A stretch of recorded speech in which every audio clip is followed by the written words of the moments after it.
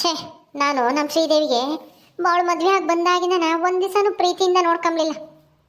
ಪಾಪ ಇವತ್ತು ಅವಳು ನನ್ನ ಯಾವತ್ತೂ ದ್ವೇಷ ಮಾಡಿಲ್ಲ, ಕಿಡ್ನಾಪ್ ಮಾಡಿಸೋಂಥ ಕೆಲಸನೂ ಮಾಡಿಲ್ಲ. ಆದರೆ ನಮ್ಮ ರಾಣಿ ಅವಳ ಮೇಲೇ ಕಂಪ್ಲೇಂಟ್ ಕೊಟ್ಟು ಜೈಲಿಗೆ ಹಾಕ್ಸಿದ್ಲು. ಆದ್ರೂ ಅವಳಿಗೆ ನನ್ನ ಮೇಲೆ ಒಂದು ಸ್ವಲ್ಪನೂ ಸಿಟ್ಟೇ ಇಲ್ಲ. ನಾನು ನೋಡು ಇಂಥ ಒಳ್ಳೆ ಸೊಸೆನ ಅರ್ಥನೇ ಮಾಡ್ಕೊಂಬ್ಲಿಲ್ಲ. ನಾನು ತಪ್ಪು ಮಾಡಿದೆ ಅನ್ಸುತ್ತೆ.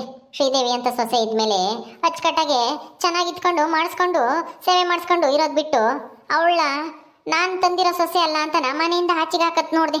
ಆದರೆ ಪಾಪ ಅವಳು ಇದುವರೆಗೂ ಯಾವತ್ತೂ ನನ್ನ ಮೇಲೆ ಅಷ್ಟೊಂದು ರೇಗಾಡ್ದವಳು ಅಲ್ಲ. ನಾನು ಅವಳನ್ನ ಮನೆ ಬಿಟ್ಟು ಓಡಿಸ್ಬೇಕು ಅಂತ ಏನೇನೋ ಮಾಡಿದ್ವಿ. ಆದರೆ ಅವಳು ನನಗೆ ಯಾವತ್ತೂ ಕೇಡು ಬಯಸಲೇ ಇಲ್ಲ. ನಮ್ಮ ರಾಣಿನೂ ಅಷ್ಟೇನೆ ಏನೇನೋ ಮಾಡಿದ್ಲು, ಪತ್ರ ಗಿತ್ರ ಬರೆದು. ಆದ್ರೂ ಅವಳು ರಾಣಿ ಬಂದಾಗ್ಲೂ ಚೆನ್ನಾಗೇ ಮಾತಾಡಿಸ್ತಾಳೆ. ನಾನು ರಾಣಿನೇ ಪಾಪ, ನಾನು ಅವಳ ಮೇಲೆ ದ್ವೇಷ ಮಾಡಿದೆ. ನಮ್ಮ ರಾಣಿಗೂ ಅವಳ ಮೇಲೆ ದ್ವೇಷ ಬರೋ ಥರ ಮಾಡಿಬಿಟ್ಟೆ. ಹೆಂಗನ ಮಾಡಿ ಮನೆ ಬಿಟ್ಟು ಓಡಿಸ್ಬೇಕು ಅಂತನ. ಇದು ತಪ್ಪು ಅಂತ ನನಗೆ ಈಗ ಅರ್ಥ ಆಯಿತು. ಇನ್ಮೇಲಿಂದನ ಚೆನ್ನಾಗಿರ್ಬೇಕಪ್ಪ. ಹೆಂಗೋ ನಮ್ಮ ಸುಂದ್ರಂಗೂ ಮದುವೆ ಮಾಡ್ಕೊಂಬಂದೆ. ನಾನು ಆ ಶ್ರೀದೇವಿ ವಿರುದ್ಧನ ಎತ್ತು ಕಟ್ಟಬೇಕು ಅಂತ ಮಂಜಿನ ಮದುವೆ ಮಾಡ್ಕೊಂಬಂದೆ. ಆದರೆ ನಾನು ಎಷ್ಟು ದೊಡ್ಡ ತಪ್ಪು ಮಾಡಿದೆ ಅಂತನ ಈಗ ನನಗೆ ಚೆನ್ನಾಗಿ ಅರ್ಥ ಆಯಿತು. ಇಬ್ಬರು ಸೊಸೆಯರಿದ್ದಾರೆ, ಅನ್ಯೋನ್ಯವಾಗಿರಬೇಕು. ನಾನು ಅವ್ರ ಜೊತೆ ಚೆನ್ನಾಗಿರ್ಬೇಕು. ಇದೇನಪ್ಪ ಇದು? ನಮ್ಮ ಜಯಮ್ಮ ಈ ಥರ ಮಾತಾಡೋದು ಒಂದೇ, ಕಲ್ಲಿನ ಕೋಳಿ ಕೂಗೋದು ಒಂದೇ. ಏನು ಹಿಂಗೆ ಮಾತಾಡ್ಕೊತಾ ಇದ್ದಾಳೆ ಒಬ್ಳೇನೆ? ನಾನು ಇಷ್ಟು ದಿನ ತಪ್ಪು ಮಾಡಿದೆ ಅಂತಾನ? ನಿಜವಾಗ್ಲೂ ಬದಲಾಗಿರೋ ಥರ ಇದ್ದಾಳೆ. 3 ದಿವಸ ಆ ಭೀಮನ ಹುಡುಕೊಂಬರಕ್ಕೆ ಹೋದಾಗ ಅವಳಿಗೇನು ಜ್ಞಾನೋದಯ ಆಯ್ತಾ ಹಂಗೆ? ಏನೋಪ್ಪ, ಆಗಿದ್ರು ಆಗಿರ್ಬೋದು. ಆಗಿದ್ರೆ ತುಂಬ ಒಳ್ಳೇದು. ಪಾಪ ಶ್ರೀದೇವಿ ಬಡವ್ರ ಮನೆ ಹೆಣ್ಮಗಳು ಅಂತನ ನಮ್ಮ ತಪ್ಪು ತಿಳ್ಕೊಂಡೆ. ಬಡವರು ಶ್ರೀಮಂತರು ಅಂತನ ನೋಡಬಾರ್ದು. ಬಡತನ ಶ್ರೀಮಂತಿಕೆ ಅನ್ನೋದು ಆ ಗುಣದಲ್ಲೈತೆ ಹೊರ್ತು ಹಣದಲ್ಲಿಲ್ಲ. ನಮ್ಮ ಶ್ರೀದೇವಿ ಅಂತ ಸೊಸೆ ಸಿಗಬೇಕು ಅಂದರೆ ನಾನು ಪುಣ್ಯನೇ ಮಾಡಿದ್ದೆ ಅನ್ಸುತ್ತೆ. ನಾನು ಹುಡುಕಿ ಮದುವೆ ಮಾಡ್ಕೊಂಬಂದಿದ್ರು ನಮ್ಮ ರವಿಗೆ ಇಂಥ ಹೆಣ್ಣು ತರಕ್ಕೆ ಆಗ್ತಿರ್ಲಿಲ್ವೋ ಏನೋ. ಆ ರಂಗಮ್ಮ ಮತ್ತು ಅವರು ಗಂಡನು ನಮ್ಮ ಹೊಲ್ದಾಗೆ ಕೆಲಸ ಮಾಡ್ತಾಯಿದ್ರು, ಕೂಲಿ ಕೆಲಸ ಮಾಡ್ತಾಯಿದ್ರು. ಅಂಥವ್ರ ಮಗಳನ್ನ ನಮ್ಮ ಮನೆಗೆ ಸೊಸೆ ಮಾಡ್ಕೋಬೇಕಾ ಅಂತನ ನನಗೆ ಇಷ್ಟು ದಿನ ಬೇಜಾರಿತ್ತು. ಆದರೆ ಈಗ ಬೇಜಾರೆಲ್ಲ ಹೊರಟೋಯ್ತು. ಅಯ್ಯೋ ಅಯ್ಯೋ ಅಯ್ಯೋ, ನಮ್ಮ ಜಯಮ್ಮನ ಬಾಯಾಗಿ ಇಂಥ ಮಾತು! ಹಣಕ್ಕಿಂತ ಗುಣಕ್ಕೆ ಬೆಲೆ ಕೊಡ್ತಾ ಇದ್ದಾಳೆ ನಮ್ಮ ಜಯಮ್ಮ ಇವತ್ತು. ಅಯ್ಯೋ ಅಯ್ಯೋ ಅಯ್ಯೋ, ಇದನ್ನ ಕೇಳಕ್ಕೆ ನನ್ನ ಕಿವಿಗೋಡೆರಡು ಪುಣ್ಯ ಮಾಡಿದ್ವು ಅನ್ಸುತ್ತೆ. ಇವಳು ಬಾಯಲ್ಲಿ ಇಂಥ ಮಾತು. ಜಯಮ್ಮ ಜಯಮ್ಮ, ಯಾಕೆ ಒಬ್ಳೆ ಕುತ್ಕೊಂಡು ಹಿಂಗೆ ಯೋಚನೆ ಮಾಡ್ತಾ ಇದೆಯಾ? ಏನಾಯ್ತು? ಯಾಕೋ ಸಪ್ಪಗಿದ್ಯಾ? ಮತ್ತೆ ಬಂದಾಗಿಂದ ನಾನು ನಿನ್ನ ಮಗ ನೋಡಿದ್ರೆ ಯಾಕೋ ಸಪ್ಪಗಿದ್ದಂಗಿದ್ಯಮ್ಮ, ಏನಾಯ್ತೆ? ಅತ್ತೆ, ಏನತ್ತೆ? ಯಾಕೋ ಬೇಜಾರ ಕುತ್ಕೊಂಡಿದ್ಯಾ? ಏನಾಯ್ತೆ ಜಯಮ್ಮ? ಏನೂ ಇಲ್ಲ ಅತ್ತೆ, ಸುಮ್ಮನೆ ಏನೋ ಕುತ್ಕೊಂಡೆ ಅಷ್ಟೇನೆ. ನೀನು ಮಾತಾಡಿದ್ದೆಲ್ಲ ನಾನು ಕೇಳಿಸ್ಕೊಂಡೆ ಬಿಡು. ಇಷ್ಟು ದಿನ ಮಾಡಿರೋದು ತಪ್ಪು ಅಂತ ಯೋಚನೆ ಮಾಡ್ತಿದ್ಯಾ ತಾನೇ? ಶ್ರೀದೇವಿಗೆ ತುಂಬ ಕಾಟ ಕೊಟ್ಟೆ. ಅವಳ ಸೊಸೆ ಅಂತ ಒಪ್ಕೊಂಬ್ಲಿಲ್ಲ, ಬಡವ್ರ ಮನೆಯಾಳಂತ ಕೀಳಾಗಿ ನೋಡಿದೆ, ಹಂಗೆ ಹಿಂಗೆ ಅಂತ ಮಾತಾಡ್ತಿದ್ದಲ್ಲ, ನಾನೆಲ್ಲ ಕೇಳಿಸ್ಕೊಂಡೆ. ಅಯ್ಯೋ ಅಯ್ಯೋ ಅಯ್ಯೋ, ನೀನು ಆ ಕಳ್ಳನ ಹಿಡ್ಕೊಂಬಂದಾಗಿಂದನ ತುಂಬ ಬದಲಾಗಿದ್ಯಾ ಅನ್ನಿಸ್ತೈತೆ ಕಣೆ ಜಯಮ್ಮ. ನನ್ಗಂತೂ ನೀನು ನೋಡ್ತಾ ಇದ್ರೆ ಸಂತೋಷ ಆಗುತ್ತೆ.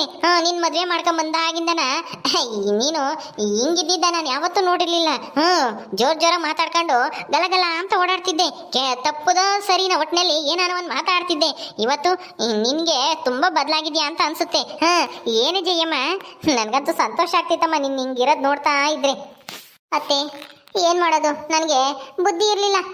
ಇಷ್ಟು ದಿನಾನ ಸೊಸೆಯರ ಮಧ್ಯೇನೇನೆ ಜಗಳ ತಂದಿಕ್ಕಿ ತಮಾಷೆ ನೋಡಕ್ ಹೋದೆ. ಒಬ್ರಿಗೊಬ್ರು ಜಗಳ ತಂದಿಕ್ಕಿ ಅದು ನನಗೆ ಸುತ್ಕಂತು. ಈಗ ಗೊತ್ತಾಗ್ತಿದೆ, ಇನ್ನೊಬ್ರಿಗೆ ಕೇಳಿ ಬಯಸಕ್ ಹೋದ್ರೆ ಅದು ನಮಗೆ ತಿರುಗುತ್ತೆ ಅಂತನ.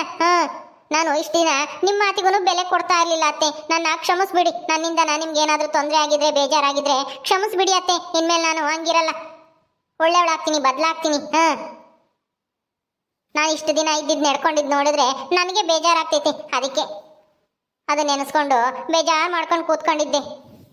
ನಾನು ಹಿಂಗೆ ಹಾಳಾಗೋದಲ್ದೇನೆ ನಮ್ಮ ರಾಣಿ ಮನಸ್ಸನ್ನು ಕೆಡಿಸ್ಬಿಟ್ಟಿದ್ದೆ. ಅದು ಇದು ಅಂತ ಹೇಳಿ ಅವಳು ಅಲ್ಲಿ ಸುಖವಾಗಿರಲಿಲ್ಲ. ಗಂಡನ ಮನೆಯಾಗೂ ದುಡ್ಡು, ಆಸ್ತಿ, ಅಂತಸ್ತು ಅಂತ ಅಂದ್ಕೊಂಡು ಬರೀ ಅದರಲ್ಲೇನೆ ಮೈ ಮರ್ತಿದ್ದೆ. ದುಡ್ಡು ಆಸ್ತಿ ಎಲ್ಲ ಮುಖ್ಯ ಅಲ್ಲ, ಹೊಂದ್ಕೊಂಡು ಹೋಗೋದೇ ಮುಖ್ಯ. ಪ್ರೀತಿ ವಿಶ್ವಾಸನೇ ಮುಖ್ಯವಾಗಿರ್ಬೇಕಾಗಿರೋದು. ಮನೆಯಾಗ ಸಂತೋಷ ಇರಬೇಕು ಅಂದರೆ ಅಂತನ ನನಗೀಗ ಅರ್ಥ ಆಯಿತು ಅತ್ತೆ. ಜಯಮ್ಮ, ಹೌದೇನೆ?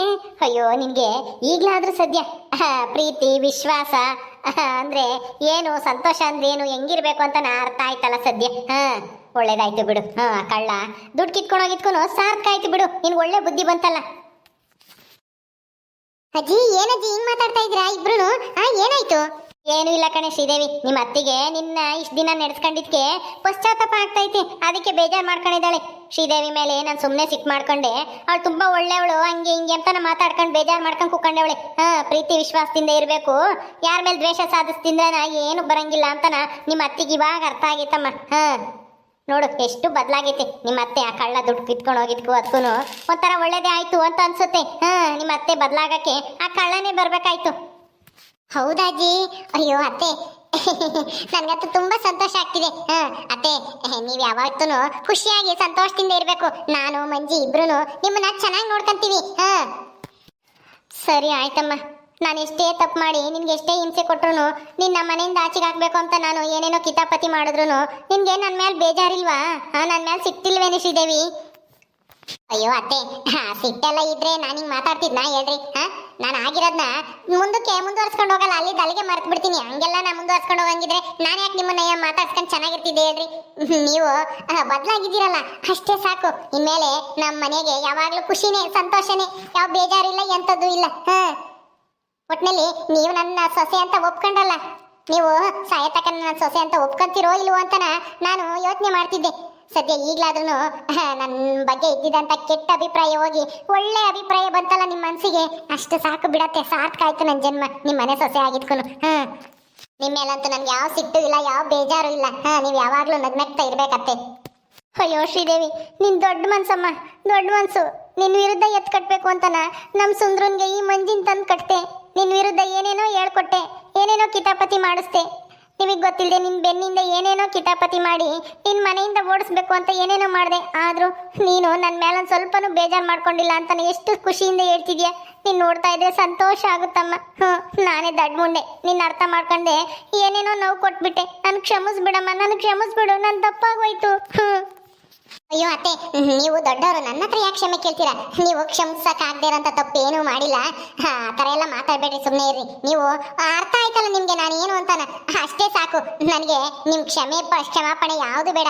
ನೀವೇನು ಮುಂದಕ್ಕೆ ಖುಷಿಯಿಂದ ಇದ್ರೆ ಅಷ್ಟೇ ಸಾಕು. ನಾನು ಮಂಜಿ ಇಬ್ರು, ನಿಮ್ಮನು ಅಜ್ಜಿನೂ ನಿಮ್ಮ ಮಕ್ಳು ಇಬ್ರು ಮಾವನು ಎಲ್ಲರೂ ಚೆನ್ನಾಗಿ ನೋಡ್ಕೊಂತೀನಿ. ರಾಣಿನೂ ಬದಲಾಗಿ ಚೆನ್ನಾಗಿದ್ರೆ ಅವಳು ಚೆನ್ನಾಗಿ ನೋಡ್ಕೊಂತೀವಿ, ಕರೆದು ಕಳಿಸ್ತೀವಿ. ನಾವು ಅಲ್ಲಿಗೆ ಹೋಗ್ಕೊಂಡು ಎಲ್ಲರೂ ಖುಷಿಯಿಂದ ಇರೋಣ.